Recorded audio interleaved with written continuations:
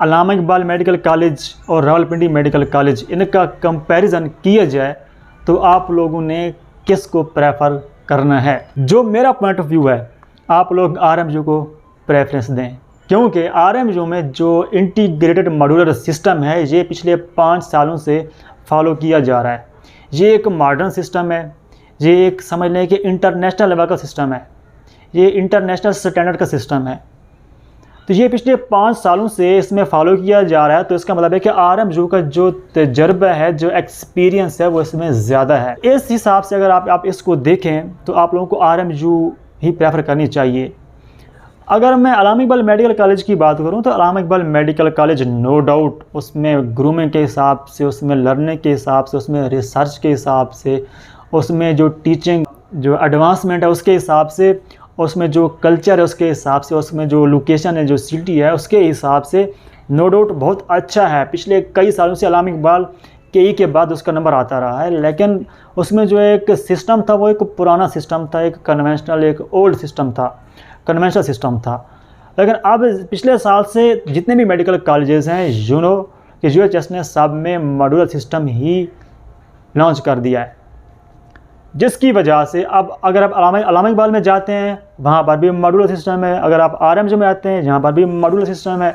लेकिन सवाल ये पैदा होता है कि जो इसको लीड कर रहे हैं वो कौन है?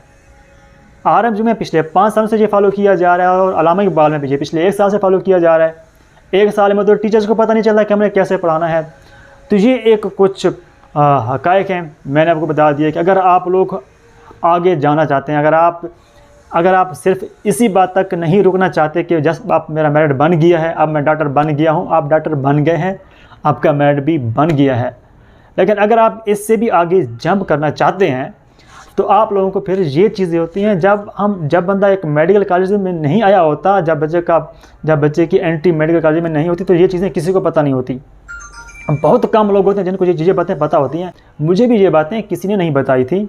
मैं जब मेडिकल कॉलेज में आया हूँ तभी मुझे ये बातें रियलाइज़ हुई हैं। मैं तो आरएमयू को इसका जो मॉड्यूलर सिस्टम है उसकी वजह से इसको मैंने प्रेफरेंस दी थी, क्योंकि मुझे पता था, मैंने इसके बारे में रिसर्च की थी, एक एक्सटेंसिव रिसर्च की थी।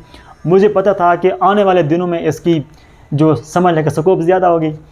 अगर आप इस चीज़ को देखें, अगर आप देखें कि मैंने तरक्की करनी है, बल ऐसी बात नहीं है कि अगर आप अल्लामा इकबाल में जाएंगे तो आप वहाँ पर तरक्की नहीं करेंगे। बट ये मेरा वही पॉइंट है कि आपको आरएमयू प्रेफर करना चाहिए।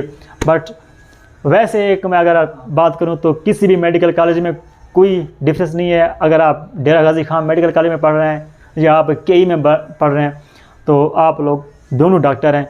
आप लोगों से किसी ने नहीं पूछना कि आपने डीजी खां से की हुई है या आप लोगों ने केई से की हुई है।